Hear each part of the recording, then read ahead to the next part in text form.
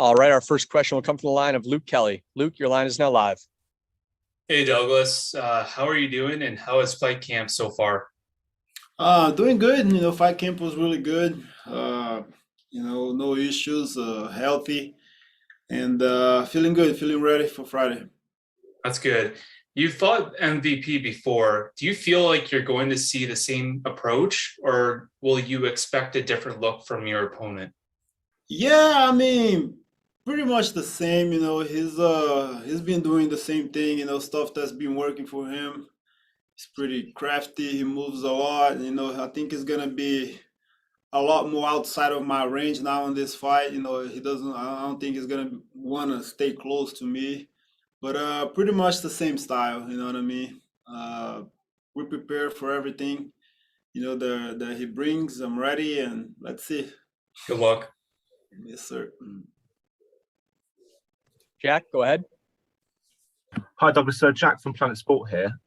You've lost 2 fights in a row now since your last victory over Roy McDonald in October 2019. How are you looking to redeem yourself this Friday? It's the fight game, you know what I mean? Fighting tough guys, fighting tough competition, that's how it is. But I'm good, man. I feel good. The camp was good. I feel healthy and ready to get back on track, get this win and go after the belt one more time. And does Page's win streak phase you, or are you confident to keep your 100% record against him? No, it doesn't phase me at all. Like I said, I'm fighting tough competition here. The sport is hard. There's a lot of risk. One bad night, you lose, get back on the horse, keep going, you know what I mean? Been doing this for like 20 years almost already, you know what I mean? So I know what you expect, like I said, it's not an easy sport. And stuff like that can't keep me down. It just motivates me to come even harder, you know what I mean? And that's what I did, train, work hard, and I'm ready. I'm ready for Friday night. That's brilliant. Good luck Friday. Thanks, boss. Donna, go ahead. Douglas, when you look back at that first fight, I'm not sure when you last watched it, but Michael believes that he was winning up to the point where he believes he sort of messed up. He was overeager. He says he rocked you. What's your assessment of that fight? Would you agree with him that he was getting the better of the exchanges before you managed to stop him? No, I don't agree that he was winning the fight. He did one good thing, which was land that punch, which was out of my mistake. I had my hands down on my shorts, lifted up, and that's when he caught me. I mean, I think I was doing pretty good. I landed a bunch of leg kicks. I was on top of him in the first round, and when he made the biggest mistake, I capitalized on it and finished. So, good for him. I guess for his head, for his mental side, he wants to believe that he was really beating me, convincingly.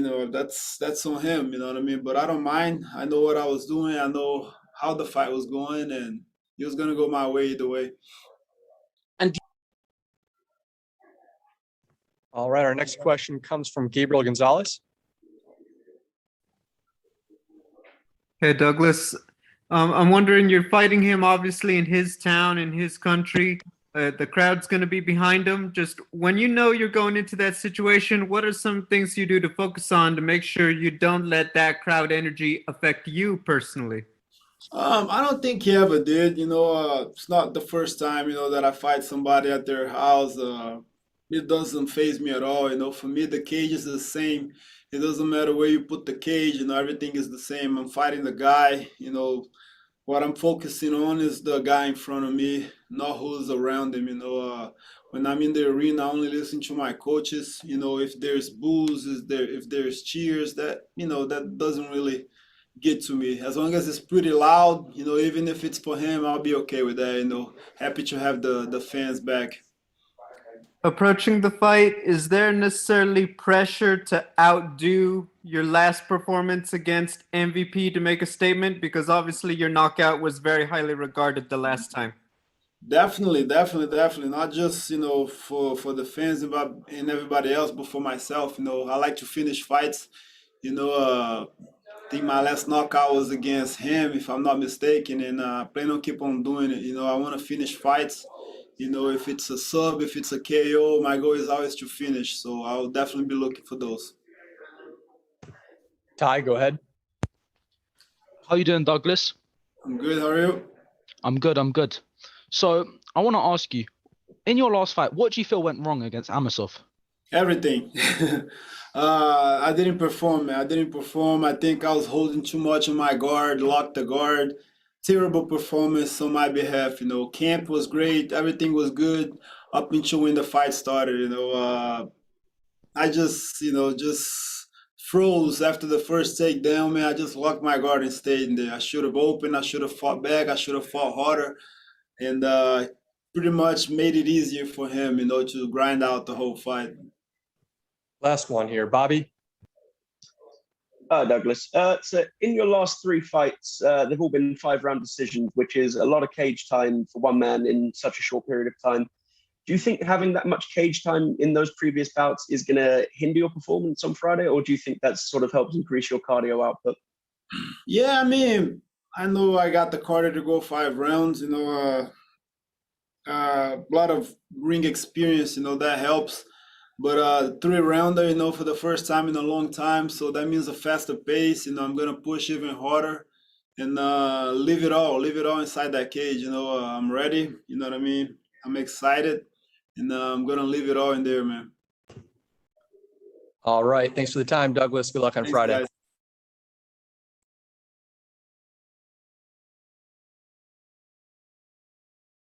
Recording stopped.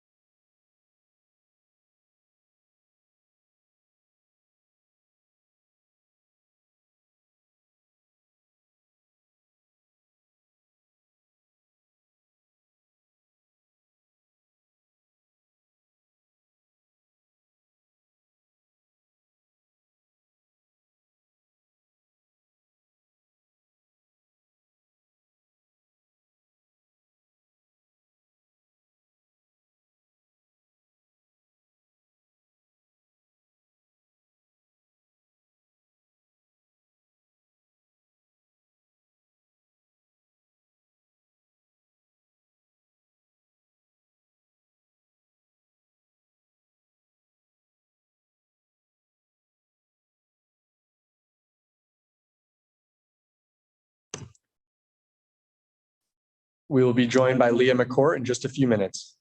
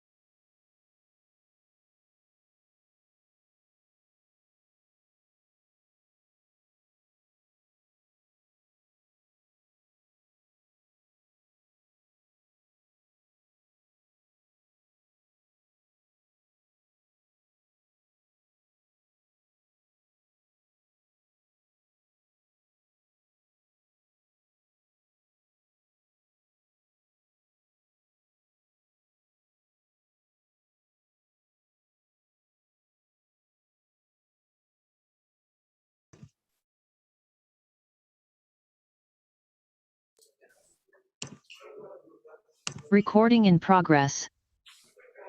We are now being joined by Leah McCourt. We'll begin with a few questions from our media. Gabriel, your line is now live. Hello, Leah. Hello. Hi. So obviously, coming off a fantastic victory over another, up and coming prospect. Going into this fight now, what is your biggest goal in terms of making a statement in the ever-growing featherweight division? Every fight you want to make a statement and put on a good performance, and that's the same as this fight. I'm coming in, had a great camp, feeling good, and just want to perform on the night. That's always the goal, and it's a big platform. It's so amazing to be here in London. So excited, so feel so blessed to be in this position, and I'm just can't wait to fight night. Your profile has obviously grown doing the work at the desk for Bellator, and then of course getting a big victory, like I said. Have you felt just a growth in your profile, whether it be in social media, whether it be in media requests overall? I suppose I'm from my amateur career. I always did a lot of media. There was a lot of kind of media interest. I think it was because I'm I'm quite relatable. People can think I have a daughter. I'm a mum. I work hard, and I had a successful amateur career, and people have just kept following that. So it's kind of been constant throughout, and obviously it's great. It's great for me and puts me in a good position. Like co-main event at Wembley, it's just I've only had 6 professional fights, and to be given this platform, it's definitely a dream come true. Jay, go ahead. Hey Lee, I wonder if we could just start with the fight itself. Jessica Borga is 1-1 in Bellator. She may not have the most imposing record, but all of her wins have come via finish. Just give us your thoughts on the matchup coming up. Yeah, I think Jessica's a tough opponent. It's in female MMA, the records don't always reflect the ability of the fighter, and she has got great finishes over good opponents, and her losses are to good opponents, the tough opponents. She's quite similar stylistically to me. She likes to close the distance, put it against the cage, and take it to the ground. And it's an interesting fight for me. I think it's going to be quite technical. Who's going to bring out the best? I think she could bring out the best in me, and whenever we get in those clinch positions, you make one mistake and you're on your back. But I just think I'll be one step ahead, and that's my game. That's what I'm used to, and I feel like I've had a really strong camp, and it could be a tough fight, but I'll always come out on top. You mentioned only having 6 fights, but it should also be said that you're on a 5-fight win streak, and it'll be 6 if you do get past Borga. You're ranked 5th in the weight class right now. Have you thought about where this win could put you? Because when you look at the women ahead of you, Kat seems like she's likely for the next title shot, and theoretically, you could be up there next year. I just look at the next fight. I'm just always looking at the next fight, the next opponent, and it's never like, I don't think how many. It's going to be inevitable. I'm going to be fighting for the title, and I always say, I was an amateur world champion. It's my destiny to be a professional world champion. But I don't look at like there's a number of fights that I should have. I look at it when I can bring out the best of myself in the cage, and I'll know when I'm ready. I'll know when the time is right. I have only had 6 professional fights, and every fight's an acid test. I'm fighting on big shows, big platforms, and massive pressure on my shoulders, and I'm just trying to find my rhythm and bring out the skill set that I have on the night. Mark? Leah, how are you doing? It's Mark Sterling here, BBC Sport in Belfast. Are you all right? I'm good, how are you? I'm good, thank you. I'm good. Leah, just wanted to come back. You mentioned there about your daughter and your role as a mother. I was just wondering, I saw your tweet earlier on about the parent-teacher meeting. How did it go? Oh, it's so good. It actually made me cry. The teacher said that she was such a lovely girl and had such a nice way about her and spirit and nice to other kids, and that's like all I can ask for. I don't care if she gets everything wrong or everything right in her. I just care about who she is as a person, and she's so special, and the teacher just reinforced that like they always do. Like she really is a special girl. Yeah, there's not much better than hearing somebody telling you how great your kids are. So there's not. Yeah. But I suppose you don't mind speaking about your role as a mother, and and the importance of your daughter. Does she? Do you think your daughter maybe gets does she understand exactly what mommy's away off to do? She's definitely used to me, obviously doing fight camps and fighting, but I'm just really looking forward to next week when I can just spend time with her. I'm probably going to take her away at half term. I have to sacrifice so much time away from her for my training. Like any working mum has to. We all have to work and provide for our kids, so it's not like I'm special and other mums don't find it hard as well. But yeah, she gets it, and I think she would prefer me to be at home with her. But when she's older, she'll understand why I was training so hard all the time. Sean, go ahead. Hi, Leah. Sean Sheehan here from Severe. Just two questions. The first one I want to ask you is, you spoke there a second ago about the ranking and fighting someone who's 3-3 and maybe not as highly ranked as you. How do you reckon that, as someone yourself who is only 6 fights into your career, like how do you reckon between being ranked number 5 and being maybe 1 fight away from Cyborg, one of the greatest fighters we've ever seen, we'd only been 6 fights in, and maybe needing a good few more fights before, never mind anyone else, but before yourself, you're at a real top stage of your career where you're ready for the absolute best in the world? Yeah, like I totally agree, and that's the difficulty with women's divisions. There's not all these fighters that I can build my record with. Every fight I've had has been on a massive show or a massive stage, or they're all tough opponents, and that's obviously I get the benefits of that, of being in this position, fighting in co-main event, but at the same time it's like every fight's an acid test. So I know when I will be ready for the title fight, and I know that what I want to, again, I'm going to say it's not about how many fights I need, it's when I can bring out the best of me in the fight, and when I can relax and show and flow and just feel comfortable, which again, I only had 6 professional fights. So it's a difficult position to be in, but again, I'd fight anyone. So I'd fight in the car park if they were paying me. I just ask you as well about Northern Irish MMA. It's a really great time for Northern Irish MMA. As we know, James is going to be headlining the card coming up. Paul Hughes is a huge headlining fight as well. John McColligan is champion over in Cage Warriors as well. And you've been, obviously a great proponent for MMA up the north of Ireland as well. How proud are you to be with that kind of group of people? And, in the big fight in a co-main event here as well this weekend, how proud are you to be a Northern Irish woman doing well like all the rest of the guys as well? Yeah, Joe was my main training partner for years, and I'm best friends with his wife, and I was so happy to see him win the title. I was so delighted. And then Paul Hughes is unbelievable. I've trained with him. All these guys, we've all came up together, all training together in the same clubs, sparring. We all go about different gyms, and they've definitely all motivated me. I watch Joe's fight and Paul's fight, and you just look at the level and the skill level that they bring on the night. And Joe's always been a big inspiration to me, his work ethic and how he can perform and show up, and his mindset. So proud of those boys as well. It's just great to see that, the North is flying high in MMA. Santiago. Hi, Leah. Greetings from Amsterdam, and thank you for the time. I spoke to you after your beautiful win against Janae Harding, and I asked you where you would like to fight next, and you answered Dublin or London. That wish is granted. How much does it mean for you to be in the European time zone again? This makes your fight week routine way better, right?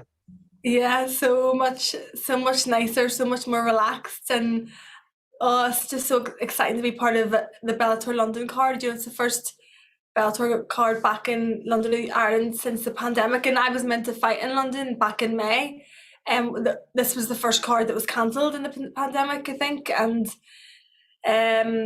definitely again feels like a dream come true. I feel so fortunate to be in this position and to be on such a big fight night. I'm so excited for MVP and Leary rematch too. I remember watching the first one, never mind fighting just before them, so it's special. It's going to be a special night. Coral. Hi, Leah. How are you? Hi. Good. I was just wondering, what's your confidence like going into this fight? It's the co-main card. It's a huge event for you. So how's your confidence going into this fight? I'm always confident. I always believe in myself. You know, I'm just gonna. I've had a great camp. It comes down to the work I've done and the hours and hours and hours I've done in the gym, and that will show. It always does show on the night. You know, you can do whatever you want outside the cage, but I believe I work harder and put more in than anyone, and it always shines through. I feel like I'm going to be one step ahead in every position. You know, whether it's clinching, striking, no matter where it goes. I have that experience in deep water in the gym. I every week in, week out, and I always am gonna just believe that I'll get the win. It's always my mindset that no matter what position I'm in, no matter who I'm fighting, you can find a way to win, and that'll be. You don't know what's gonna happen. You could go in there and act like a totally different fighter, but I just have to adapt, and I'm used to fighting different styles, so I'm really confident. Luke Kelly, go ahead. Hey Lee, Luke from Empire Universe podcast. How are you? I'm good, thanks. First off, how has your fight camp gone? Yeah, had a great camp. Pretty injury free for a change, and been back doing a lot of work with my head grappling coach, Sebastian Torres. Kind of going back to my A game, what I like doing, and just really leveling up in that area. You know, you can't progress in every single area massively every camp. You just have to focus on bits at a time, and I've just trying to improve every day and piece everything together and make it flow. And I felt this is probably one of the best camps I've had in a long time. You know, like you spoke very highly about Jessica. Would you say that she has been the most dangerous opponent that you've had so far? I don't know. Like, I suppose your next opponent's always your most dangerous opponent. You know, I fought some top girls like Manon Farrows and doing amazing in the UFC. Now I've fought two-time Olympic judokas. I've fought, you know, all different people stylistically, and I'll not know until I get in there, until the fight happens. But all these girls are tough. It's gonna be, every fight's gonna be, you know, a test, and nothing's gonna be easy at this level. Mark, go ahead. Hey, how you doing? You talked earlier on there about the success of Northern Ireland in MMA. There's also been a lot of sort of success generally for women in sport, for Irish women in sport recently. You know, Kelly Harrington at the Olympics, Bethany Firth, Luna McGuire at the golf, and obviously Katie Taylor generally in the boxing. I mean, does that sort of inspire you that you sort of can take your place among those fellow female sportswomen? Yeah, it's great to see so many Northern Irish females doing so well, and Katie, you know, all over Ireland, you know, like there's so many great female athletes, and it's great to be a part of that movement, and hopefully inspiring younger girls to look up to these girls, and to want to be athletes, and they can see that there is opportunity, there's careers, you know, going down this route, rather than the kind of trend that is, you know, kind of pushing young girls away from that at the minute. So I'd love to see all the great females being so successful and getting good media coverage, and hopefully inspiring the next generation. Yeah, that profile you've all got is raising more and more all the time, isn't it? Yeah, I feel so. I feel like it is, and I feel like, you know, there's more interest in female athletes and female sport, and people are giving them the recognition they deserve. We'll take a couple more here. David.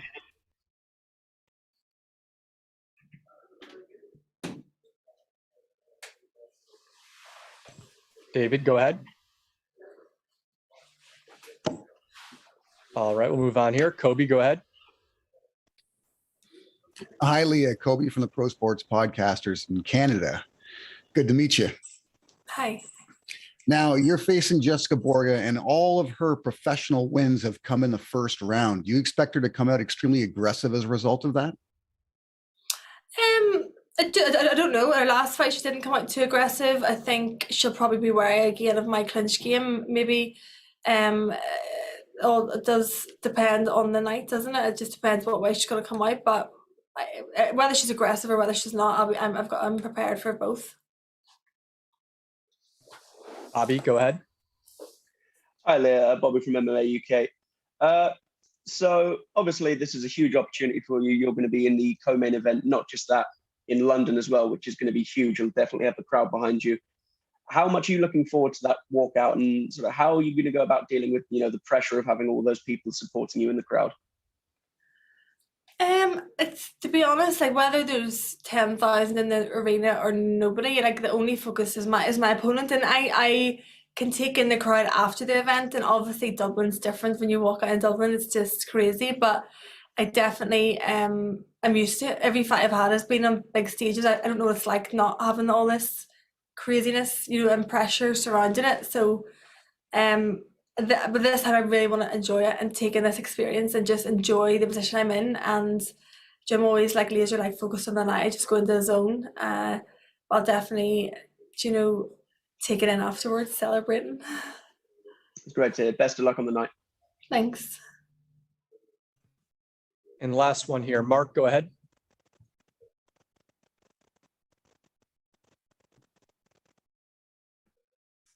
Yeah, Leah, just a final one. Just I suppose a touch again on the preparations for the fight. I know there's maybe some complications or some challenges in the preparations for your last fight. Has it been a bit smoother this time? Yeah, definitely. I've been, my camp's been consistent. This time I've had less injuries and a lot more mat time, and I feel a lot more comfortable and definitely prepared going into this. So, I still showed up and fought in that last fight, but definitely the circumstances weren't ideal.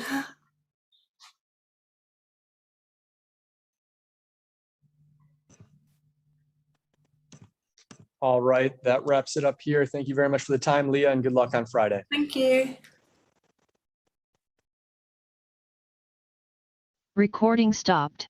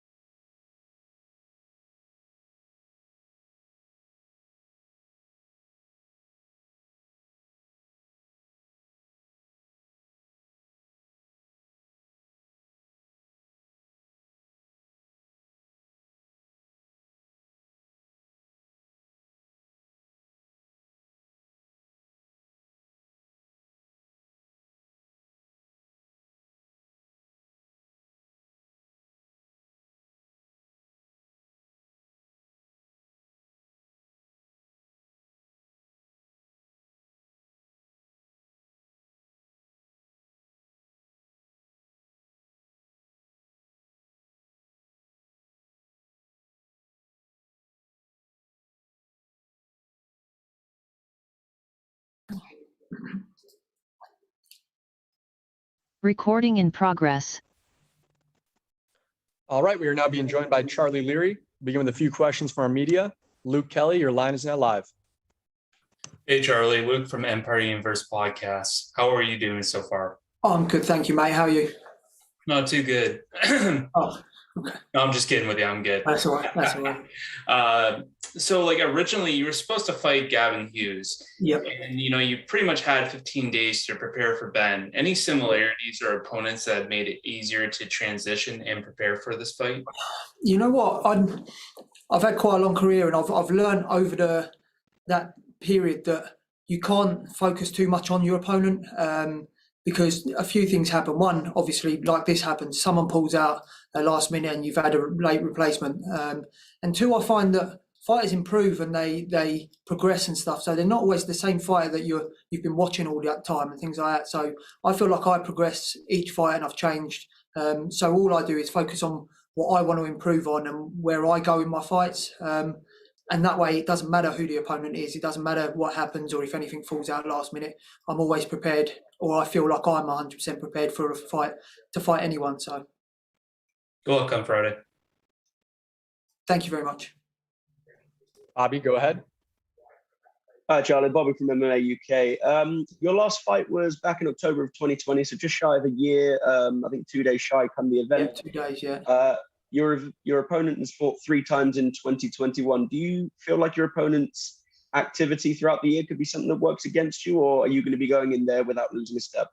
I think I've made improvements over the year. Don't get me wrong, having the year out has been hard, but I feel like I've actually used the time quite well to make improvements, train sensibly and getting some real high level training in with just pros and stuff like that, some of the good guys. So I feel like I haven't really missed a step. I did see that my opponent looked like he'd retired after his last fight. So I think he's already possibly looking for a way out.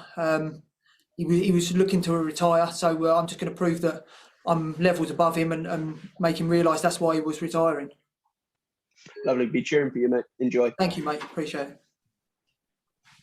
Donna, go ahead. Hey, Charlie, how's it going?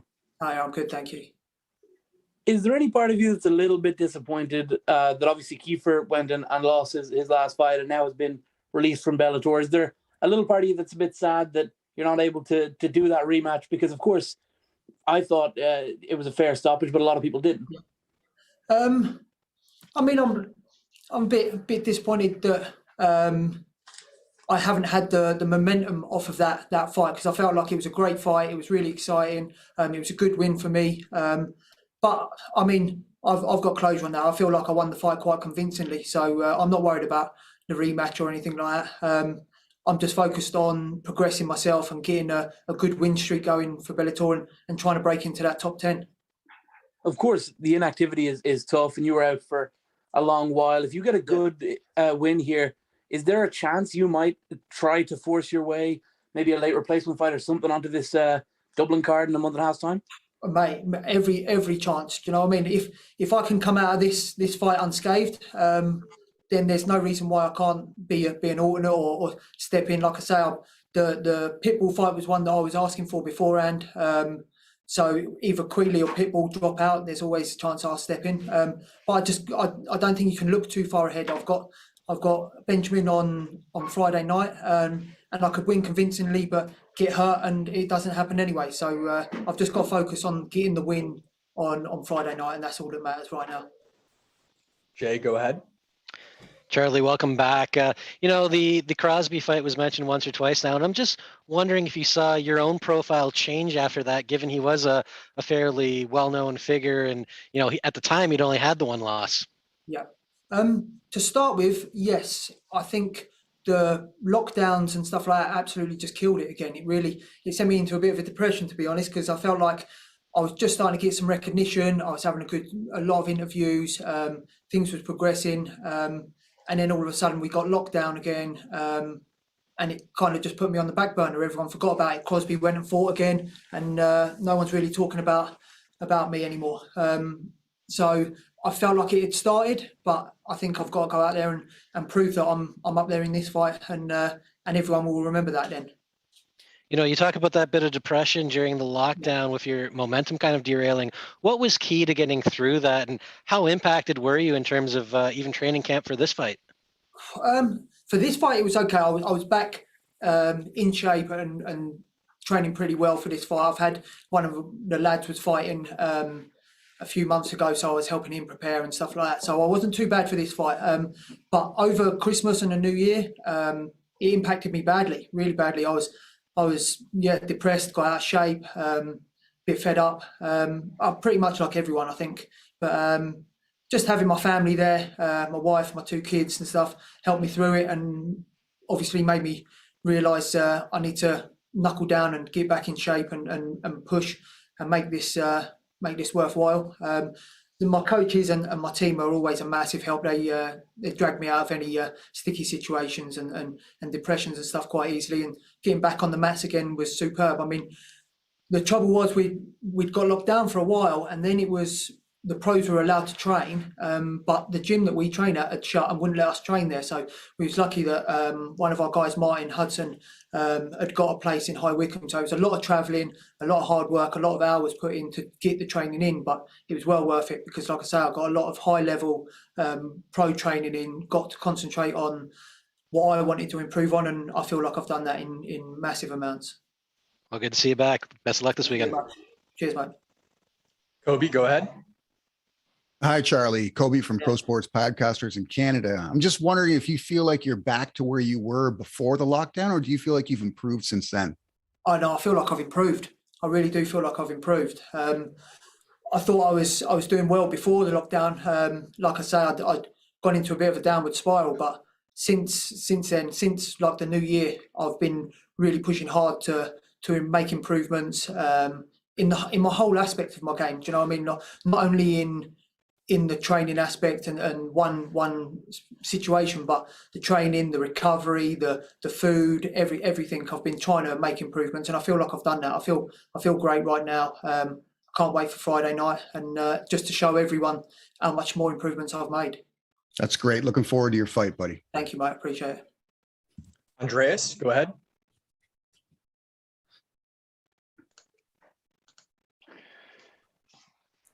Hey Charlie, this is Andreas speaking from Fighting DE. Your opponent, Benjamin Brander, is well known in the German-speaking MMA scene.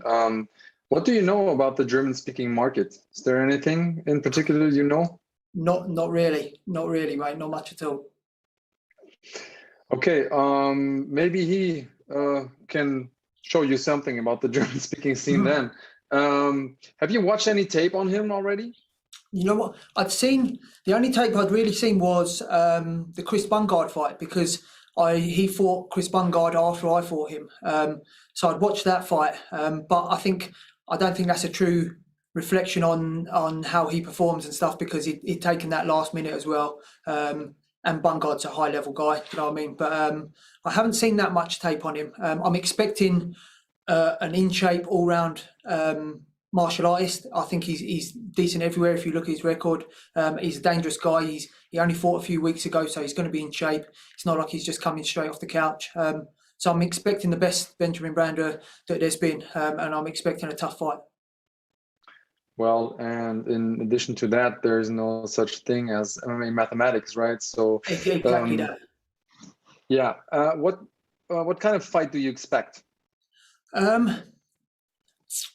I expect him to try and keep it standing. I'm expecting him to try and counter my aggressive style. But I think I'm just going to be too much for him everywhere. Do you know what I mean? I think I overwhelm him by the middle of the fight. I think he's going to have had enough. Rahul, go ahead.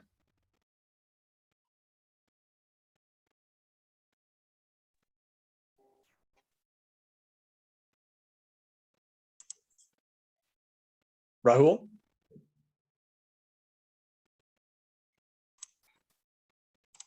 All right, we'll move on here. Next up is Ty.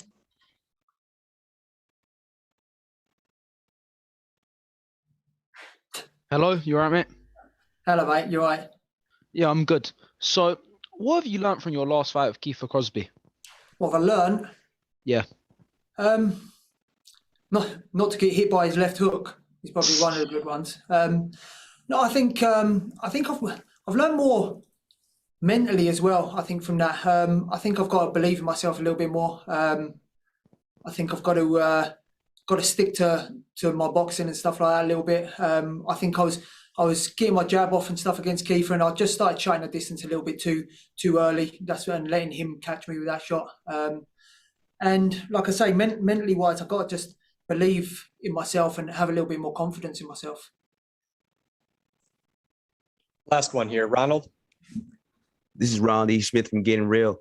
Charlie, I just want to walk back to on how you were so open about explaining about where you were earlier last year during your depression. Yeah.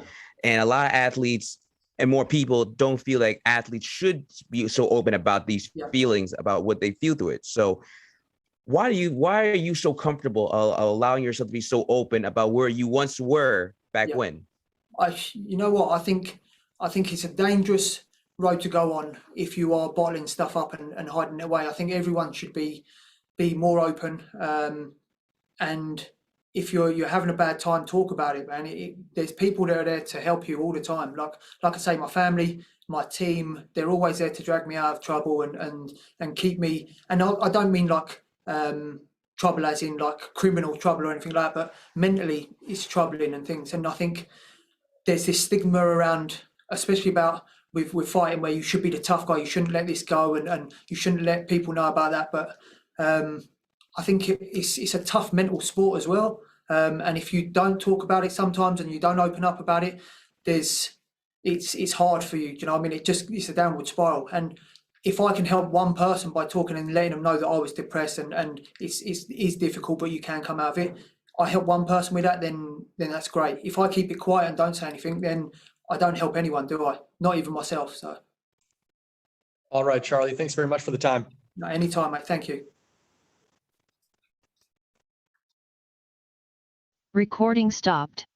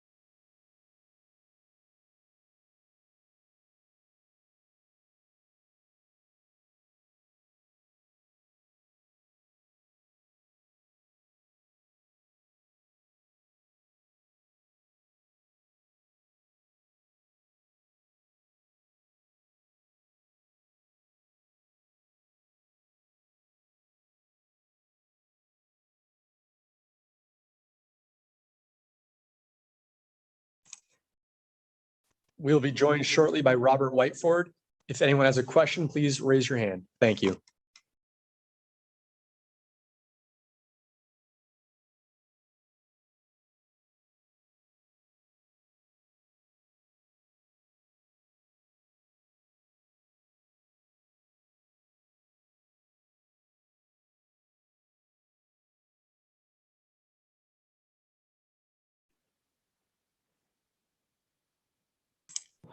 All right, we are now being joined by Robert Recording in Whiteford. progress.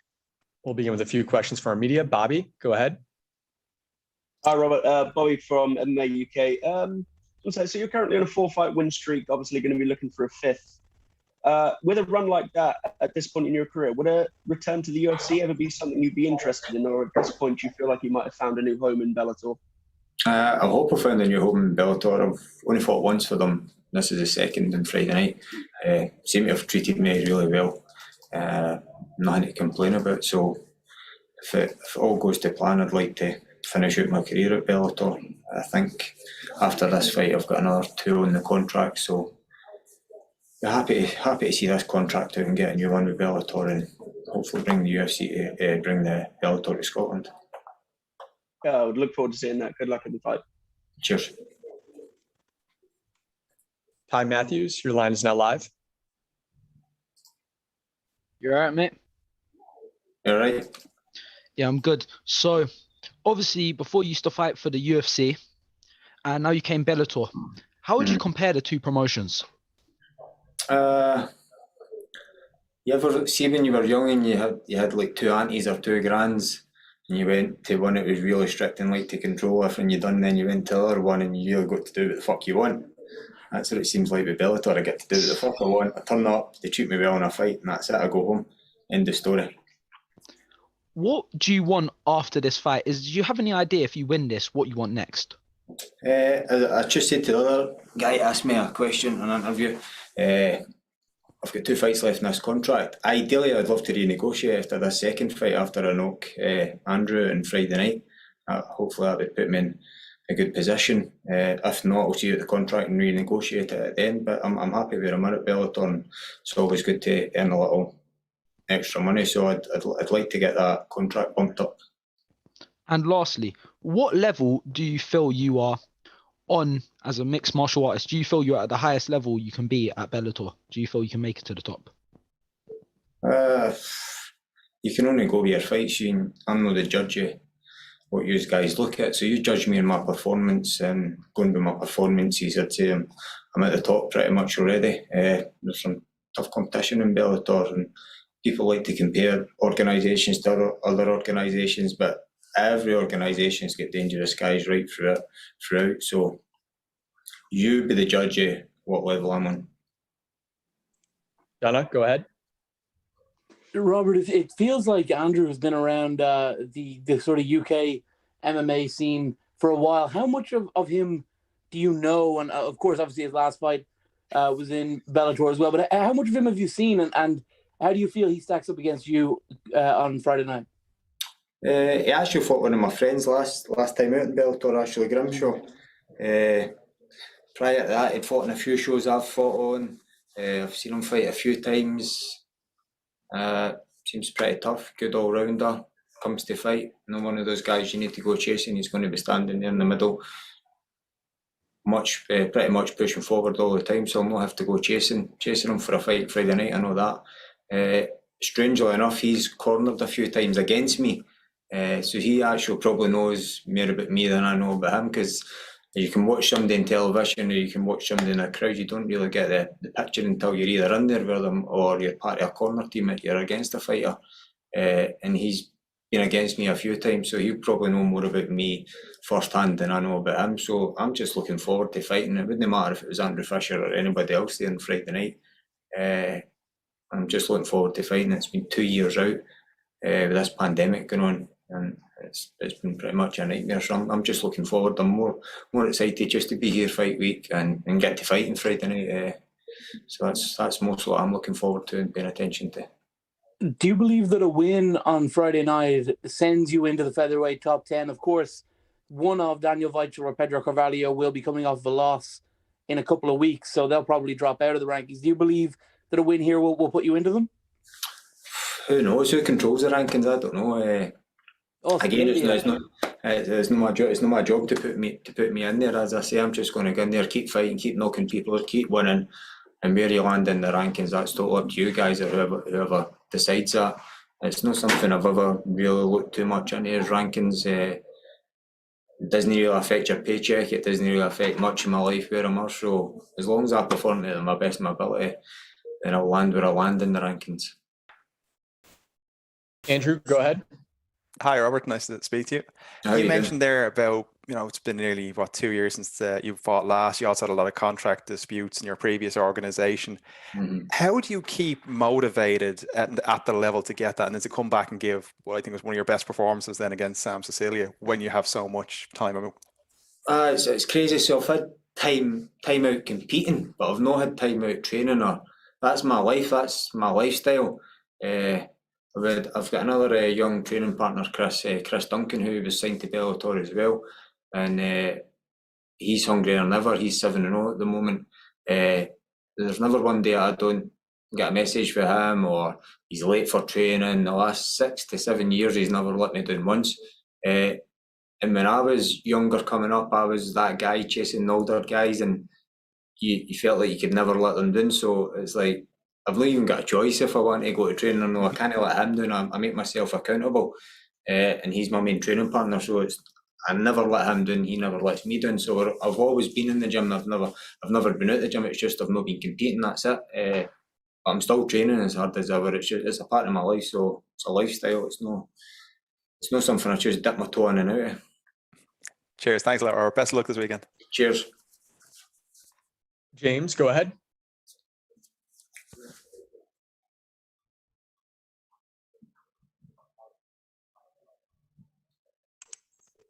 James, are you there? Don't think James is there. Move on here. Jay Anderson, go ahead. Thanks very much, and welcome back, Robert. You did mention the time away, and I'm just wondering, because a lot of fighters say that there is nothing that equals, live fight experience. Do you feel that you're able to keep at your best just training in the gym? Probably not, to be honest. think most fighters, if they're honest enough, will say you're better when you're active all the time. But it's not like a fight. It's not like a fight at a 10 and I gun the gym and I drop to a 6. I'm always hovering about firing on all cylinders. So there is a little bit of a difference, maybe sharpness and stuff like that, but you know, I don't think it's that important as long as you're training consistently and level-headed like I'm on. I mean, wouldn't matter to me if you were in here in this hotel room fighting or the Wembley Arena on Friday night. You're still going to get the same fight as me turning up. I'm no one that gets affected by anything outside of that. So it doesn't really make a difference to me where I fight or how often or that. But ideally, I'd like to be more active, and that would probably push my performance up a little bit. But hey, what can you do? Everybody's been in the same boat recently, and I can only fight as I'm allowed to, with the pandemic going on and stuff. Absolutely. And, you know, you mentioned Chris Duncan. How heartbreaking was it to see that fight fall through yesterday? So Chris has been on the messenger to me back and forth, and as I've said before, he's been my main training partner for the last 5 to 6 years. So I've seen him nurture and grow right through, and he was signed to Bellator just before he had his opportunity in Dana White's contender series last night. And the guy missed weight by 4.5 pounds. So then he was telling me about that, and I was like, listen, don't worry about it. I was like, you're going to get paid extra, and it looks worse on him. If anything, it just makes you look better. It's not like you're going to say I'm not fighting. So if anything, it's shining a better light than you. Then he texts me back like an hour later saying the guy's pulled out. And I was like, cool, even better, you've been paid money for nothing, you've been paid for a weight cut. I was like, no doubt they'll get you rescheduled. And it puts him in a unique position, because in the UFC or Bellator or any of these big organisations, it's pretty hard to stand out when you're coming up as a new guy.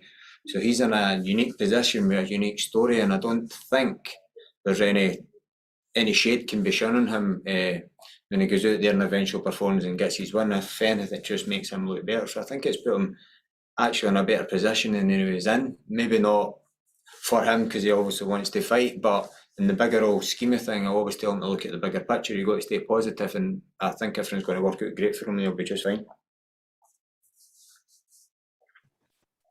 Andrew, go ahead. Hopefully the result goes your way this weekend. Bellator comes back to Dublin in November. Is that something you'd be interested in joining the card on that? And who would you like to face on that?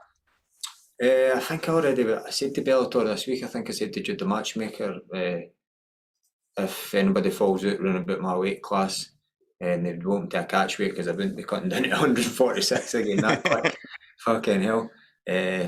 So if anybody pulls out around my weight class and they're up to a catch weight, I'd be more than eager to jump on and get paid again and get to scrap so soon. And I've fought in Ireland before, and the crowd's been amazing, so I'd look forward to it. James, go ahead. Hello, can you hear me now? Hear you now, aye. Yeah. So James Lee Hart, MMA Ireland. You've mentioned that it was 2 years since you've last been out there. Has the long layoff, is it that motivating you to just get in there and just fight, basically? Really, it's pissed me off more than anything. I've been doing no interviews, no social media, nothing. And if anybody's seen me about this hotel this week, I've been like a bear with a bee in his mouth. I'm just not happy at all.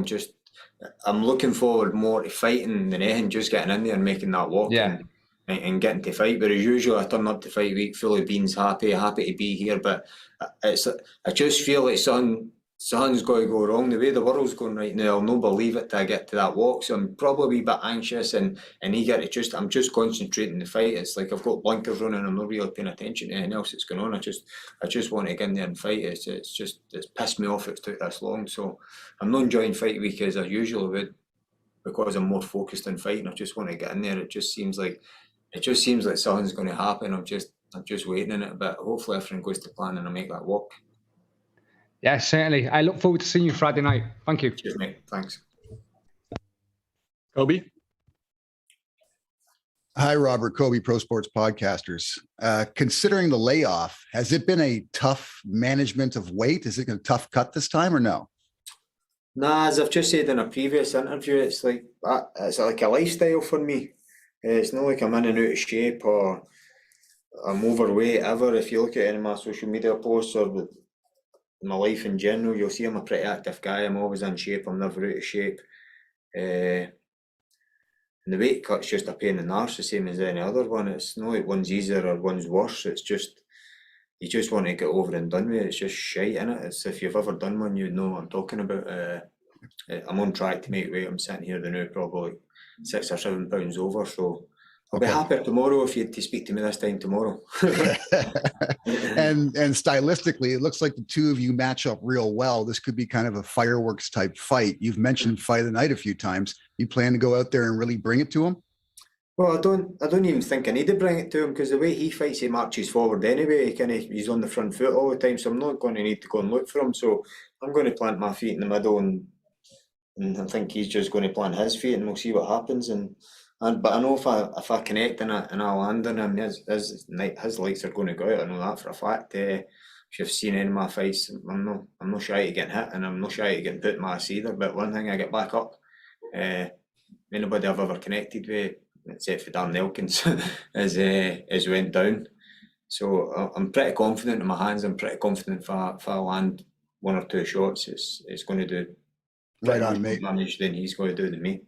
Right on. Looking forward to it. Cheers, mate. Mills. Hey, how's it going, Robert? This is MMA Locker Room here. All right. I have a question for you. They always say, you are who you practice with, you are who you train with. Coming out of American Top Team, you train with some of the best MMA athletes out there. Do you guys derive a specific game plan for Fisher, or do you just prioritize your weapons and just try to focus on you? Well, if you've done your research, you would know we can't travel to America in this pandemic, so I've had to do it back here home in Scotland.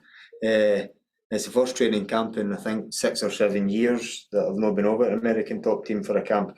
But again, I know I'm confident in my abilities, and if I turn up and fight night, all I need to do is perform to their abilities. So it wouldn't matter really where I train. I suppose it's much better if I'm training away from home in the sun, surrounded by world-class facility. But I've been here, I've been at my local boxing club, I've been at my local MMA club back in Scotland, basically back to my roots, just training as hard as ever. And as I've said before, Chris Duncan's one of my main training partners, and he's a handful on his own, and it's worked out. We're fighting both at the same week, so we've been pushing each other all the way through this fight camp. So it's the first time I've done one in Scotland in a while, but honestly I've not felt any different. If anything, I've enjoyed being in my own bed a little bit more. All right, Robert, thank you very much for the time. Good luck on Friday. Cheers, thanks. Recording stopped. Done and dusted.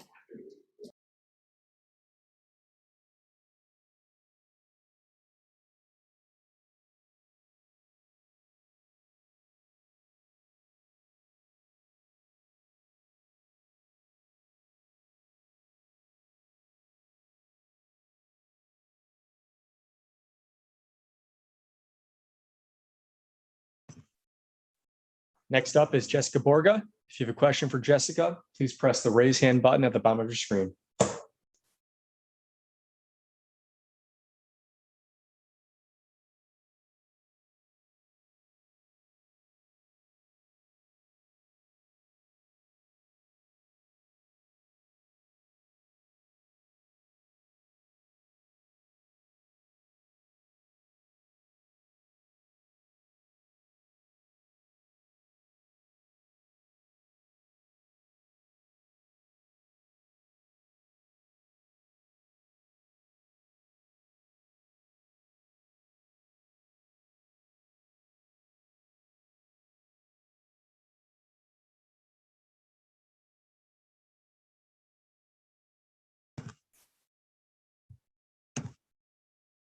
Recording in progress. All right, we are now being joined by Jessica Borga. We'll begin with a few questions from our media. Luke Kelly, your line is now live. Hey, Jessica, it's Luke from Empire Universe Podcast. Good to see you again. Good to see you too. So, how has Leah McCourt been different from your past opponents? Honestly, not really much difference at all. I mean, she's definitely a game opponent. She's higher in the rankings, but I mean, I don't see her much different than much of any other opponents that I've had. Perfect. Thank you so much, and good luck on Friday. Thank you. Bobby, go ahead. Hi, Jessica. Bobby from MMA UK. Obviously, fighting in the co-main event in front of a live crowd in London, which is always a very lively crowd. How do you think you're going to go about dealing with that pressure, especially from a crowd that's probably going to be pretty pro Leah? Honestly, I'm so used to it, but I actually feed off the crowd, even when I'm the one booed. I've always done really well off of that. It doesn't faze me at all. It actually makes me even more excited, to be honest with you. So I'm excited about it. Great to hear. Well, welcome to London and best of luck on Friday. Thank you. Kobe. Hi, Jessica. Kobe, Pro Sports Podcasters. So yeah, like you mentioned, you're probably going to be the opponent in this one, and that fires you up, which is nice. But how's your camp gone? And what have you done preparation-wise over there? Honestly, we've stepped it up even more. I had amazing people be able to come and help me with this fight camp to get me well-rounded and ready for anything. I'm very grateful for the people that came and helped me, Jillian Robinson and the UFC. Multiple people that are, really good at what they do came and helped me. So I feel completely ready for whatever she's got for me. Right on. Looking forward to it. Ronald, go ahead. This is Ronald E. Smith from Getting Real. Hello, Jessica. How you doing? I'm doing great. As you go into this fight, you are fighting against someone very high in the rankings, and as we spoke to Leah before, she gave you nothing but the utmost respect. But there's always a challenge when going against people that high. Do you feel like you're going in there with nothing to lose, as in just go in there and do your best without any pressure, as she has pressure for herself fighting in her home country? Absolutely. Actually, I've got nothing to lose, really. In any of the fights, I've always tried to do, the best I can. I always rise to the occasion and the opportunity. So I know that, I'm actually kind of surprised that you said that she gave me the utmost respect, because there was a couple things that I saw on social media that I didn't think that was very respectful. But for the most part, I respect anyone that gets in the cage. So I respect her as an opponent. But I'm ready for this fight. Donna? Jessica, you made your, I suppose, debut, you could say, in the WWE a few months ago. Can you tell us how that came about, and if it's something that you would like to pursue in the future?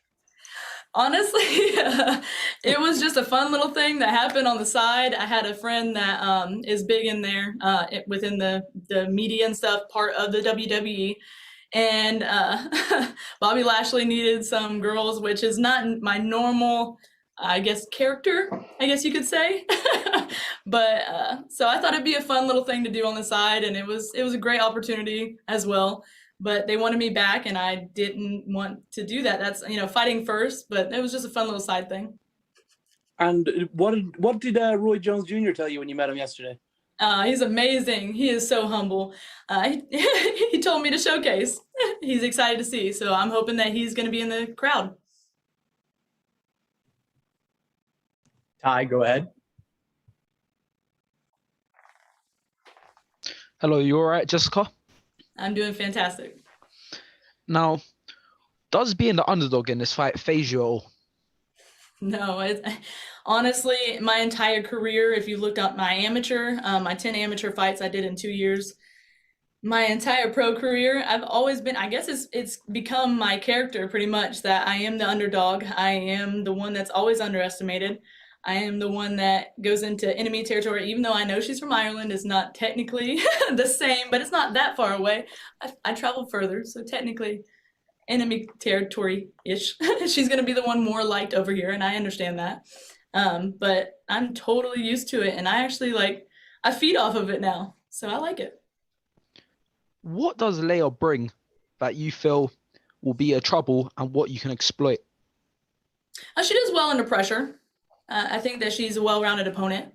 We're both brown belts in Brazilian Jiu-Jitsu, so it's a good matchup, and I really like it. I like to rise to the occasion. Well, thank you for answering, Jessica, and best of luck with your fight. Thank you. Don, go ahead.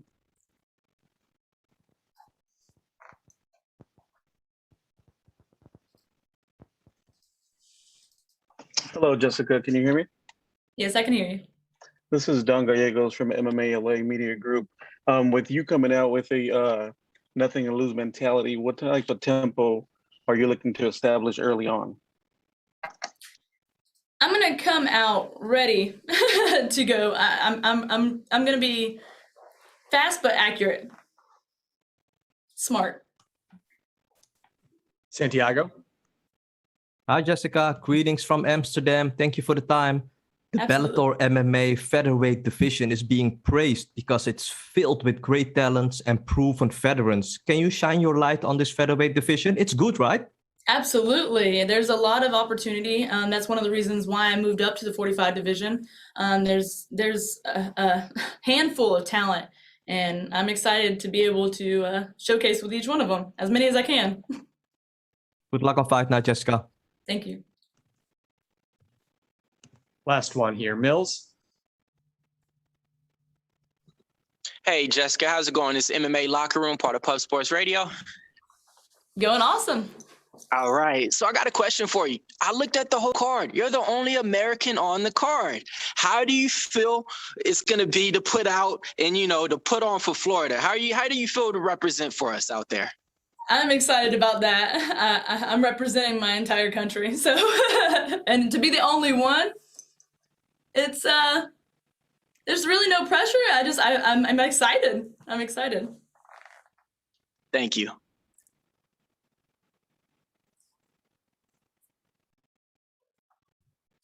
All right. Thank you very much for the time, Jessica. Good luck on Friday. Thank you. Recording stopped.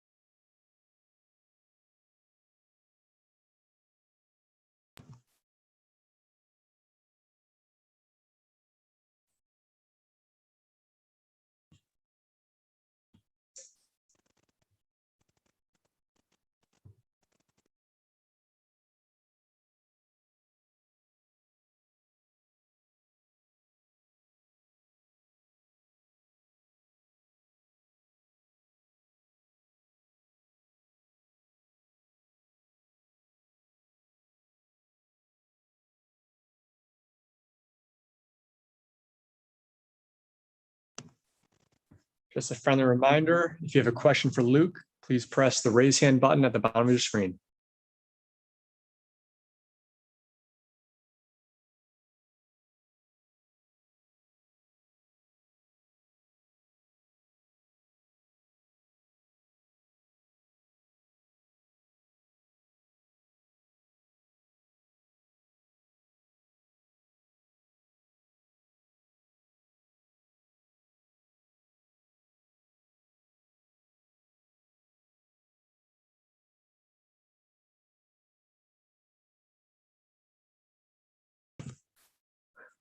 All right, we are now being joined by Luke Recording in Trainer. progress.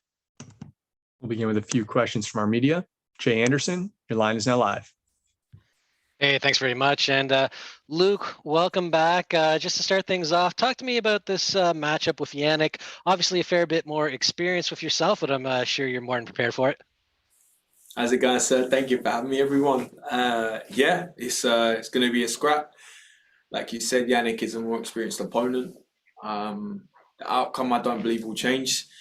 It's going to be a war. I'm ready for a war. I've worked very hard for this fight. Yeah, I believe I'm going to finish Yannick within 15 minutes, but I'm looking forward to a scrap. Obviously, you're the undefeated prospect coming into this, and I'm just curious how much pressure you put on yourself in terms of maintaining that perfect record. No extra pressure than normal. Everything has stayed the same. I'm still as hungry as ever. I'm still on the exact same grind. In my opinion, I've accomplished nothing yet. This is just a start. I'm only 4-0, soon to be 5-0. So I've got a lot of work that needs to be done.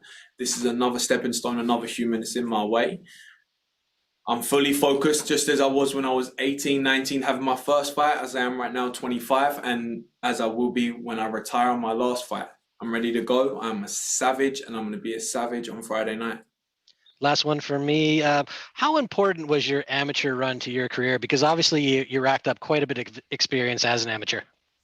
Yes, so I had 10 fights, which in the UK, that's quite rare to do. I had 10 fights and 25 pull-ups. So the goal was to have 20 fights and then go pro. I wanted to be one of the most experienced light heavyweights, one of the most experienced UK MMA fighters going through that amateur roster. But big guys are few and far between, and there's a lot of wet wipes in the UK who tend to pull out last minute. So my amateur career, I'm very blessed that I was able to have 10 fights. It's not as experienced as I would have liked to be, but it served me well. I had a lot of different tests. I faced a lot of different opponents, and I do believe it set me up for a nice pro run. And now I'll just gain that experience on the pro scene, which I think will benefit me more. Dano? Luke, coming into this fight, now, I didn't know this was an emotion that necessarily you were able to have, but you seemed almost angry when there wasn't like a match for you after a couple of months, especially when you had offered to be an alternate in the tournament.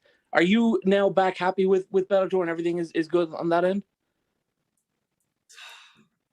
I don't feel the type of way about saying this. I was fuming, sir. I wasn't angry. I was fuming. I had painted, and maybe it was a false pretense in my own head. I have nothing but love for Bellator. I'm so grateful that they've given me this opportunity, and I pray after my contract is done after this fight, we can work it out and I'll re-sign and I'll continue to build a legacy with Bellator. But I painted a pretense in my head and thought, right, they've built me up to be this prospect. I've worked so hard to gain a contract. Yeah, there's no fights in the UK, but there are fights in the States, and there's European guys going out to the States. I'll be going out to the States. When they didn't send me out and I had to wait another 12 months, I have such a chip on my shoulder about it. I don't know why they chose to do that. My management don't either, but you know what? They're giving me the opportunity now, and I'm very grateful for that. And I'm taking that chip on the shoulder as more fuel for the fire. So that's led up to an angry fight camp, but now there's nothing but love. And there was nothing but love from the start. And I think it's just in my own head. Maybe I'm painting a narrative that wasn't there. They just needed to get through their roster. But yeah, I was very, very angry. And I'm so grateful to Bellator now for giving me a fight. I want to relay that message. Thank you, everyone. Jude, Scott Coker, Mike Hogan, everyone else behind Bellator. And I'm hoping I put on a great performance. I put this guy away violently, and they're forced to give me another fight because the crowd wants me again. That's that is my belief, and that's my hope. And I want to be as active as possible after this fight. Of course, you got your contract with Bellator through the Euro Fight Night competition. John Kavanagh and Kadu ran that tournament. Do you feel like you're on a scale of like 1 to 10, 10 being the contract is signed, sealed, delivered, 1 being, you're absolutely not going to be re-signing. Where do you feel you are with Bellator at the moment? No, I'm very confident I'm going to re-sign with Bellator. I absolutely love Bellator. I don't want my last comments to put a spanner in that works. No, of course, obviously. I'm a very sensitive human, like a lot of fighters are. I'm very sensitive, and when I think something has been done wrong against me, or maybe I've pissed someone off or upset someone, I hold that personally to my chest. So yeah, please don't take that in any respect. But I pray that Bellator want to continue working with me. I love it here. The staff have been nothing but beautiful to me. This is life-changing money for me, and the experience is life-changing. And the level and caliber of the opponents is exactly what I want. I would hate to have to go back to the regional circuit and have to work my way up for opponents who I believe I shouldn't be in there with. I want to be tested. I want nothing but smoke, and that's what I'm getting at Bellator. So, I mean, I don't ever want to say 100% because you never know what's going to happen, and I can't speak for Bellator, but I want nothing more than to sign with Bellator after this fight. All right, best of skill on Friday night, man. I really hope you get a big win. Thank you, sir. Bobby, go ahead. Hi, look, Bobby from MMA UK. So you already touched upon this a little bit before. Obviously, Yannick is a very experienced guy. You know, he's fought some names like Mike Shipman, Dricus du Plessis, Melvin Manhoff. How much of a step up in competition do you see this fight as? It is a step up. This human is very experienced. You know, he's 9-5, and he's fought some of the best fighters in the UK and some of the best fighters in the world. You know, Dricus du Plessis, I've trained with him myself out in South Africa, and I know how much of a monster he is. So it is a step up on opponents, and on paper he is very experienced, and he is a dangerous human regardless. He's a savage. That's why I'm so excited about this fight. But I've had hard nights in my past before. Just in terms of MMA, I fought 3 fights, 3 humans in one night. And I destroyed each human. So I did exactly what I had to do. That was a hard night for me. That was a hard night of fights, to go in there and fight 3 human beings and then finish my last fight the way I did against a scary guy who had knocked out his last guys all in 30 seconds each round. So that was a difficult one for me. But on paper, this is my most experienced opponent, and in my belief, this has the highest chance of being a war. I've said it the entire fight camp. I'm ready to come home with my shield, or I'm ready to go home on my shield. But I expect nothing but violence, and this guy's not just gonna fall over when I hit him. He's gonna come for war, and I'm ready for war. Andy? Hi, Luke. Nice to speak to you. What's happening, sir? Probably more important than your fight this week, is cooking with the gent going to come back? yeah, let's go. Yeah, I think so, man. I miss it. I miss it, if I'm honest, and even now I still get messages. Thank you for taking me out of that mindset for a moment. Yeah, I've got a few recipes up my sleeve. I'm ready to shock the world with some more culinary magic. But let's do that after the fight. But I'm ready, man. Yeah, the people want it, and I have to give the people what they want at the end of the day. So yeah, Cooking with a Gent episode flipping 14, I think I'm on. It's coming. And I want to make it more regular. I know people are dying for it. People are starving of hunger right now because they don't know what to make. Your chef's coming back, my friends, all right? I'm sorry I haven't been away. The world's most terrifying chef is something that I think you could definitely move into. And finally, as well, as someone who is 6'6" and for some mad reason is able to make 205 pounds, with your skill set, do you look at that heavyweight division and think there's definitely, that's where I see my future? I've mentioned it a couple times this week on some interviews. I am 100% going to go to heavyweight. I will 100% hold 2 world titles at heavyweight. The cut is getting trickier. It's okay. You know, I pride myself on my discipline, so I've made this weight no problem. And I can continue to do that for a good few years. But I see no reason why I can't take some fights at heavyweight and do light heavyweight at the same time. Jump from back and forth. And once my body's fully developed, once I hit that sort of 28 to 32 range, I'll begin my major reign at heavyweight. But I believe that's in my future. And whether I do that, mix and match between light heavy and heavy now, or whether I just wait until the time's right. But yeah, I can't wait, man. Pack on the muscle and just chill. I can have steaks the night before a fight. It's going to be a beautiful thing, rather than flipping rice cakes and raw salmon or whatever I've got tonight. But, Packing on the pounds with the gent. Oi, cooking with a gent. What? Time to get thick, boys. Pleasure to speak to you, Luke, man. Best of luck this weekend. Thank you, Andy. Cheers, brother. Kobe, go ahead. Hi, Luke. Kobe from Pro Sports Podcasters in Canada. Now, given that both you and your opponents are from England, have you actually seen Yannick fight before or no? Yeah. Oh, I never live. But Okay. I've actually, I've watched his fights for a while, and from my end at least, I don't know how he feels, but from my end, there's so much mutual respect there. He's trained with my team before. I was actually out on the day he come in, but he's trained with my team. I know he's friends with some of my teammates.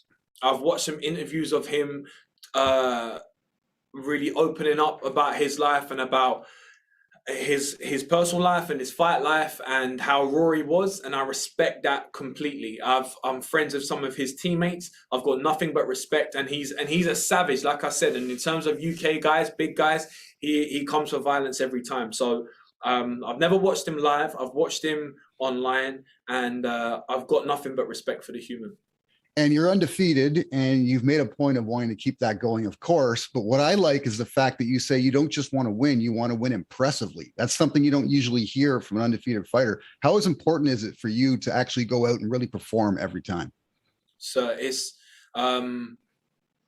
yeah, for me, it's everything. I want to go out there and finish a human. If I come away with a decision and I've played it safe, what have I done? We're in the fight business. We're in the business of trying to hurt each other. This is I pride myself on living a life now of a modern day gladiator. Do you know what I mean? I'm a shogun. So it's not time for tippy tap and all that jazz. It's time to go in there, tuck your chin, and try and hurt each other. So yeah, again, that's why I'm excited about this scrap. I know I pray he's not gonna try and play it safe, and he's not just gonna try and take me down and conserve his energy. He might, and I'm ready for that too. But I think we're gonna go in there and scrap, and it's what the fans want. It's what I want.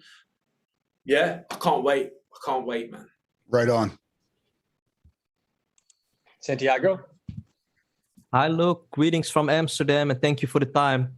Oh, man, what's going on?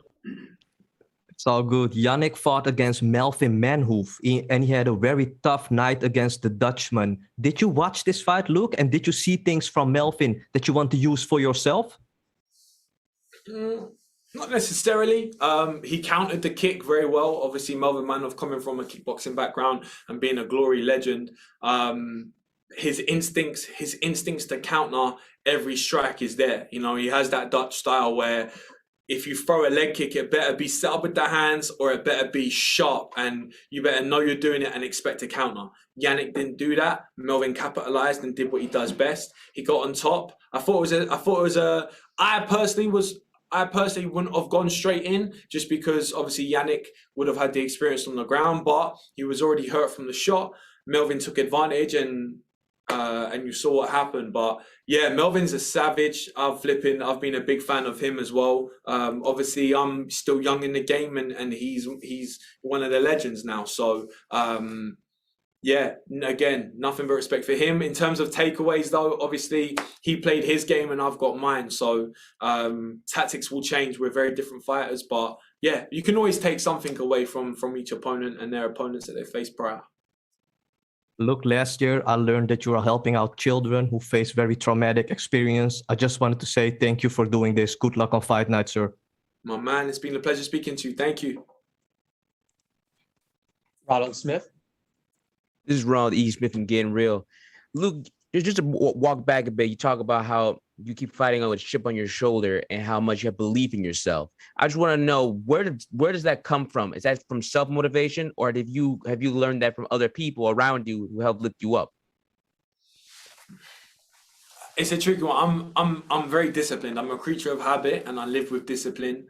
I was fortunate enough to grow up with two parents that absolutely love me, and they brought an ethos into the house where you have to work for what you want.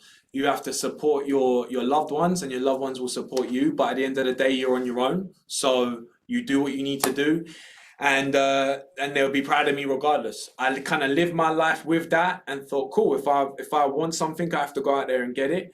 I've done that since I was 18. I dedicated my life to this. I didn't live a life of a regular 18-year-old. I didn't live a life of a regular teenager into my early 20s. I don't drink, I don't smoke, I don't do drugs. My life is fighting.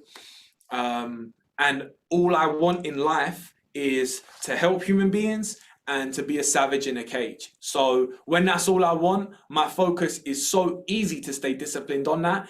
I don't want anything else. So it's not hard for me to get up and go to the gym 4 times a day. If that's what I have to do, that's what I have to do. I'm self-motivated and self-critical because this is my life and I love it. And I'm grateful I get to live it. There's people out there who don't like their life, and I feel so much for them human beings, and I refuse to be one of them. So I'm getting to flip it and live my beautiful life each and every day, man. Thank you very much. So, Ty Matthews. How are you doing, Luke? Good, sir. How are you? I'm good, mate. So I want to ask you something. How much progress have you made since you first started fighting, do you believe? A lot. Since like every fighter, since I first started, I think I had my first fight at 19. I was raw and I was in love with jiu-jitsu. I would rush for a takedown, choke him out, get up and do it again. In terms of my skill set, I've improved everywhere. But if I hadn't, I've been training for nearly 7 years now. So if I hadn't, I'd be stressed. But yeah, I'm a completely different savage and a completely different athlete to what I was when I first fought. Now, you've had a few amateur fights before you started your pro career. Some fighters just jump right into the deep end. How do you feel fighting amateur helped you in your pro career so far? It was massive. Shout out to my coaches who guided me with that. I started with Team Junk Boat with Mustafa Al-Turk. Then I moved over to Team Titan with Mickey Papas and Brad Pickett. And I was guided perfectly, I believe. Those 10 fights allowed me to build a skill set and a mentality that I needed to be ready for a pro scene. Now I'm pro. I was 3-0 and went straight to Bellator. Not many fighters do that. They build up, they get a bigger record, they have to get experience, they have to fight a striker, a wrestler, an overall MMA athlete. Me, I did that when I was an amateur. Now I'm ready for the big leagues and I can take on anyone in this division because of my amateur record and because of the way I was built up. So fighting as an amateur, for any athletes out there, for any MMA fighters out there who want to start, make sure you get your experience as an amateur and build. There's no rush to go pro. Build, and when you're ready, your time will come. And lastly, do you have a message for your opponent, Yannick? No, sir. No. He knows what he's doing. I know what I'm doing. Let's go to war. Mills? Hey, how's it going? It's MMA Locker Room.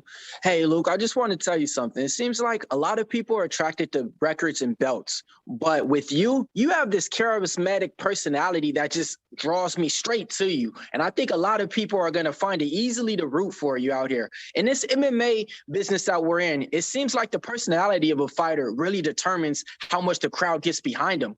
How do you feel the show that you're going to be able to put on for your people, and how do you feel that helps you out? So I'll be honest with you, I've never given the way I am thought to attract a crowd. I don't tailor how I am to think, all right, cool, am I going to sell pay-per-views? I live my life how I live my life. I flipping love my life. I do what I try and do every single day. And if people like it, they like it. If they don't, they don't. My performance is what I care about. I'm going to go in there and have a war and be a savage, and it's going to be violent. That will attract people. If people enjoy my personality and they like me and they want to watch me and they want to get involved with what I'm involved in, beautiful. If I can get one person to say, yo, I want to be a foster carer because you told me about foster caring, then flipping my life is set. That's better than selling pay-per-views to me. So if I leave that legacy in MMA, this fighter attracted people to help other human beings, man, beautiful. Everything else is extra and out of my control and something I don't really care about. I have the people around me. I have my family, my loved ones. Fans are fans, and I'll be honest with you, fans can be quite wishy-washy. One day you're winning, they love you. The next day they hate you. This sport is black and white. It is what it is. Right. But what I do in my life, if that makes people want to do what I do, flipping lovely, man. Thank you. Thank you, sir. All right, last one here. Todd? Hey, Chef Luke, how you doing there? This is Todd from over here across the pond in America.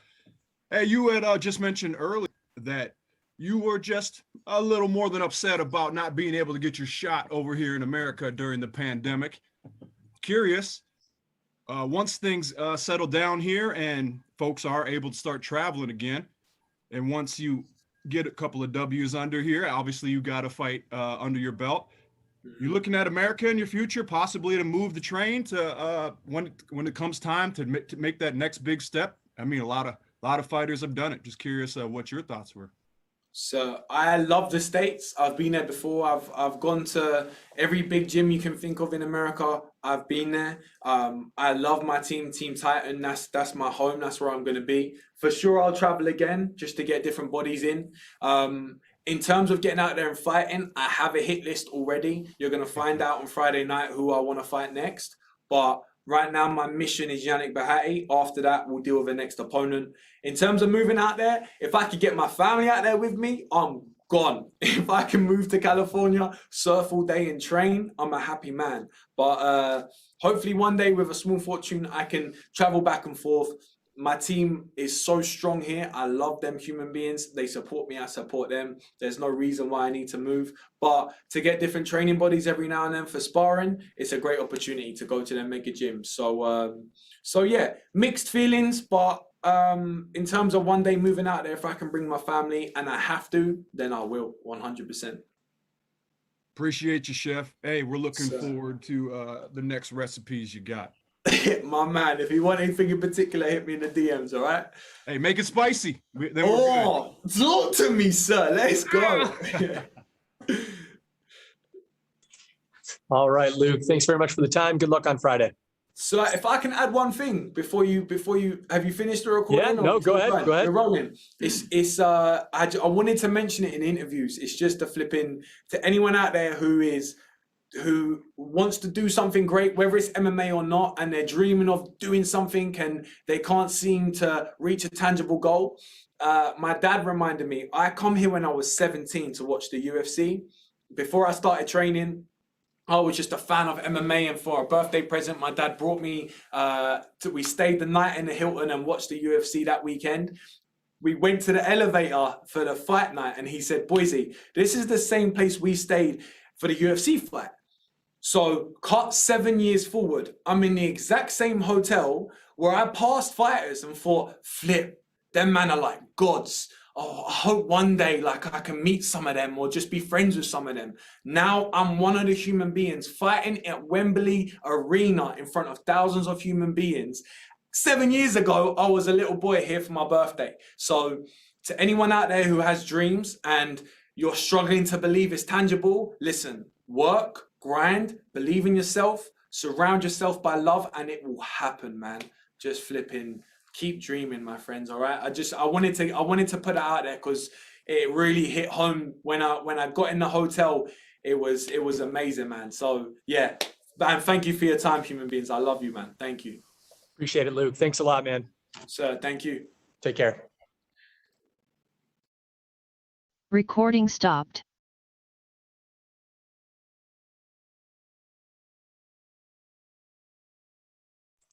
Next up, we have MVP.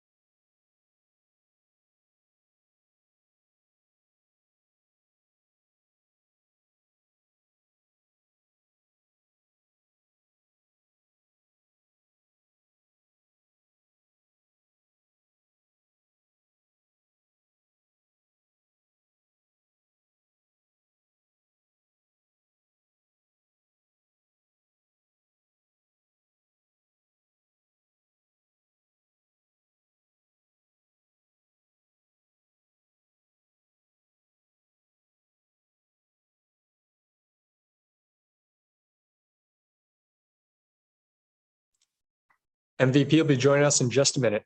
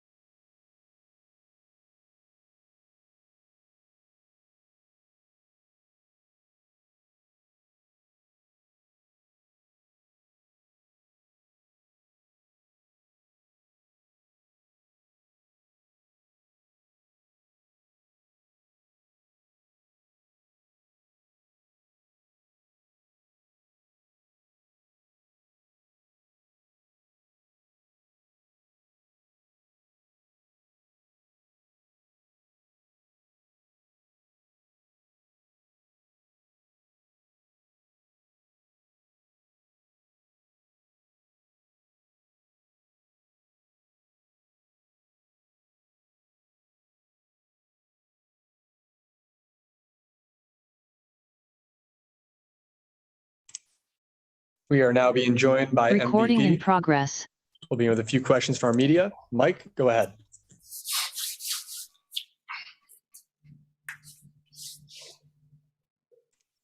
Mike, go ahead.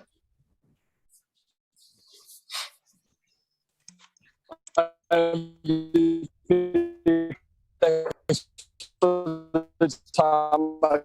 one is asked. All right, we're gonna move on there. Mike, your reception's a little shoddy. Jay, go ahead. Hey, thanks very much. I'm hoping I sound a lot better than that.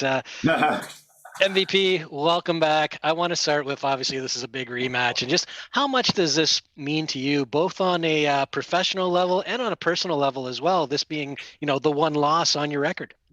Yeah, no, personally, my personality has always been quite petty, shall I say, in terms of I always have to get somebody back. I got a little black book, even in the gym. Anyone who catches me with a submission, I got to get you back. Anyone who gets me with a takedown, I got to get you back. Hits me with a punch, I got to get you back. I've always been like that. So that's personally. So imagine losing a fight, I have to get you back, and I always do. And professionally, yeah, just to be fair, it's just part of the career. We're in a very tough sport. Things like that just happen. I need to analyze, figure things out, go back, do it again, even better this time. And, in terms of your growth and, Douglas Lima's growth since that first fight, how different do you think he is? How different are you as a fighter? I don't think he's that much different. I think he's a person that's has been very successful with the style that he has. So he's a person that's not going to learn too many new tricks. He's stuck in his ways. He's got a certain way of fighting. So in terms of how he's progressed, I don't believe there has been much. He just kind of does this similar type of thing. For myself, yeah, I genuinely feel 10 times faster, 10 times stronger.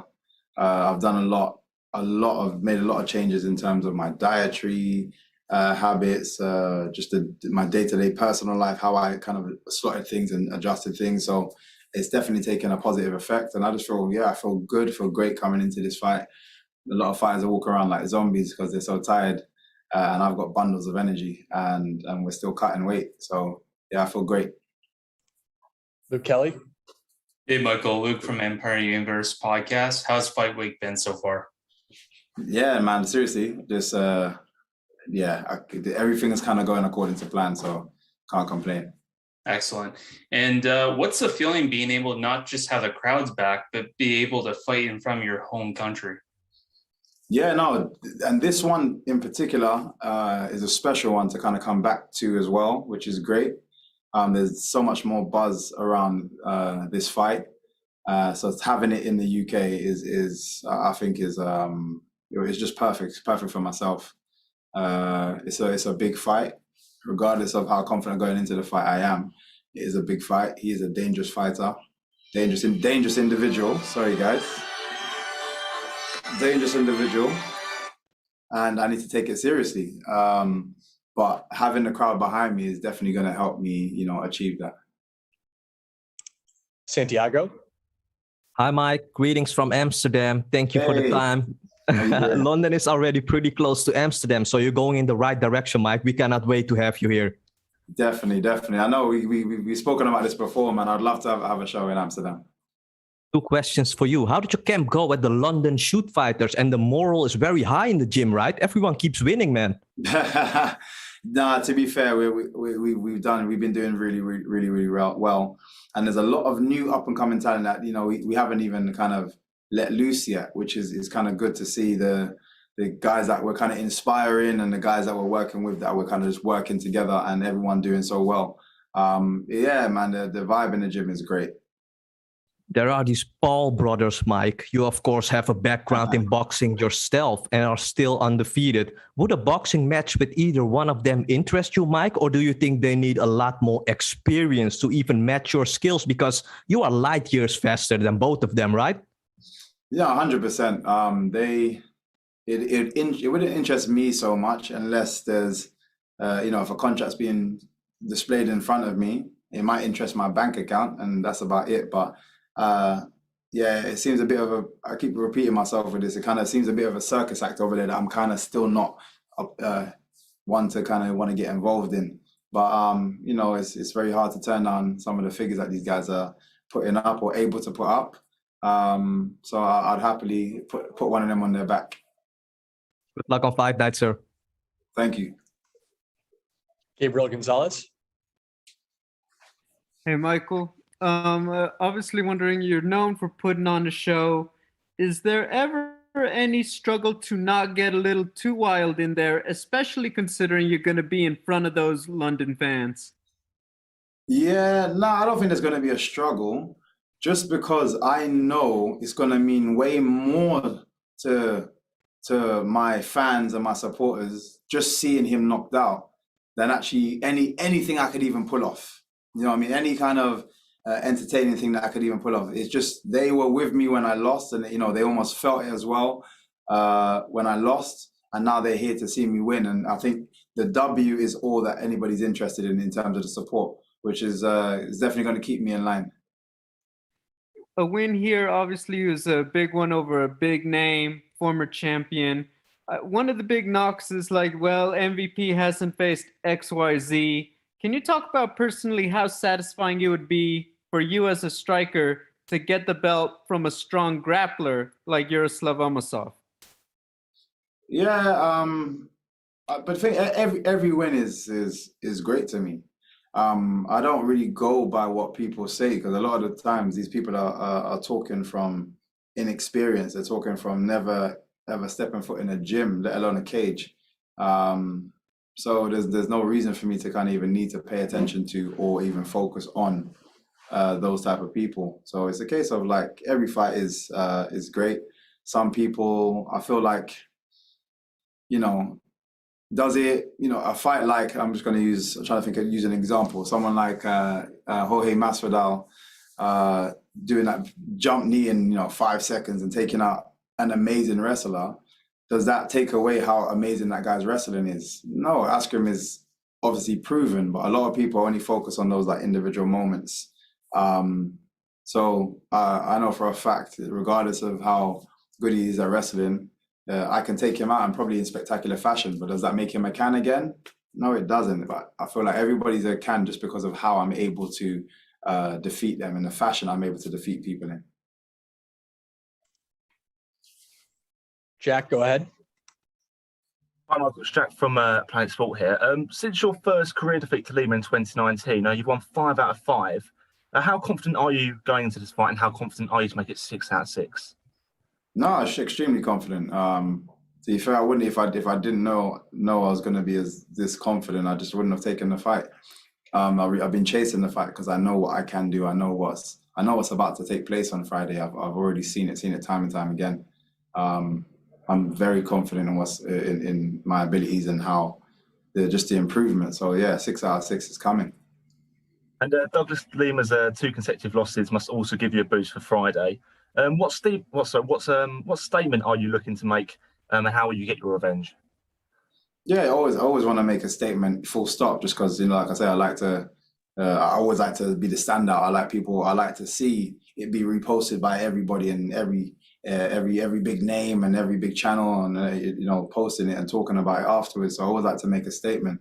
But yeah, his 2 losses don't mean anything. I do not pay attention to things like that because he's too experienced for those things to affect him. I've seen him bounce back in multiple times. He's lost it, won the belt, lost it, won the belt. Like those things do not take a role with somebody that talented.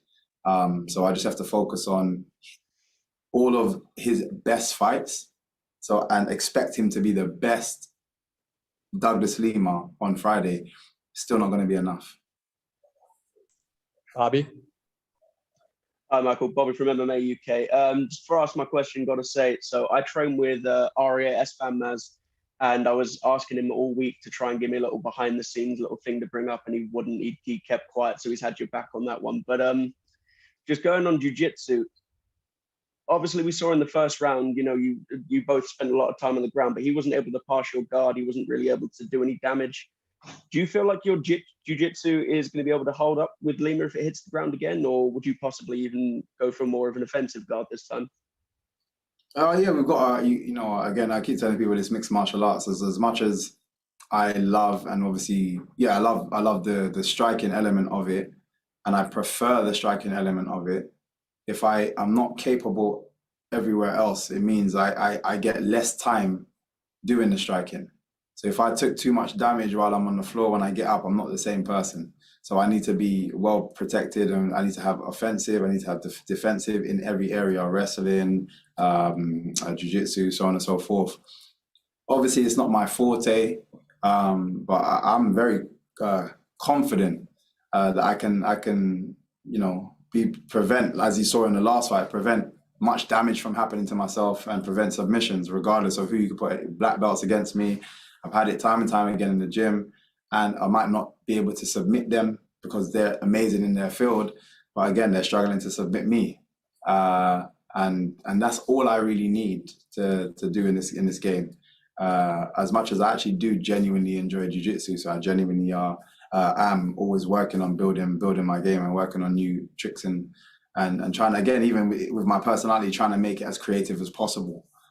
So yeah, I don't see much taking place on the floor apart from after I land that punch or that kick. And obviously, your post-fight celebrations are always something that everyone looks forward to. Not to look too far ahead into the future, but do you have something planned for us? No, not really, not yet. I've got a few ideas. It will be entertaining, as always. I've got a few ideas, but the focus in this fight, like I say, for the crowd, and I think they only really are really going to care about that W.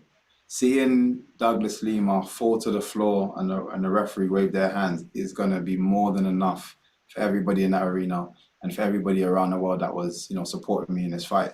I think that's definitely going to be more than enough. James? Okay, hi, James Lee Hall, MMA Ireland. So you're riding a 5-fight win streak at the minute. Obviously, since the last time you fought Lima. What's different this time around? Bear in mind, you come off 4 then were TKOs, net KOs. So what's different to this fight this time around?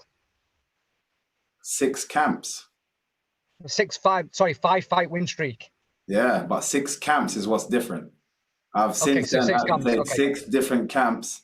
Yes. Then a fight, you know what I mean? This is my 6th camp, and all in preparation to be a better version of myself than I was that day for, for what's coming in a couple of days.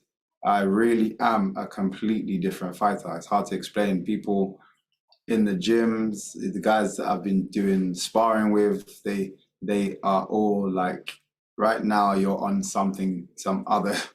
you're a bit otherworldly at the moment because you're putting off some crazy stuff in the gym, successfully landing some great shots, moving better, seeing shots better. So I just feel great, and I know if I can deliver on a day, which I usually do, he has no chance. Okay, so if you win Friday night, what is next for you? Are you going to go for the title shot? So when I win Friday night, the likeliness is, the next door to open is to go for the title. But again, my focus is getting through this first door in front of me. I don't like to bypass it. Abdullah? Hey, Michael, how's it going? How you doing? Good, thank you. Abdullah Zbayd with you from breakyourpace.com, all the way in Kuwait, in the Middle East. Oh, wow. Yeah, Michael, no doubt, you're always a challenge to any fighter across the cage from you. A very impressive record. You're always an exciting fighter to watch. Now, with that said, you're about to face, once again, the man who provided your only career loss. In terms of preparation, you mentioned you changed some habits and some of your diet. You just said you've had 6 camps. But what do you believe you need to do differently this time in the cage, if anything, to have your hand raised at the end of the fight? For this fight, I just need to be a little bit more, patient, only a little bit more patient, and a bit more specific with with the movements and the punches and kicks that I throw. I can't waste anything. I tend not to waste too much anyway, but I think if I can refine that a little bit more, which I have been doing, and I apply that game plan, it's not going to take too much. If, again, a lot of people, obviously, they focus on the small clip of me being knocked out and then that's it.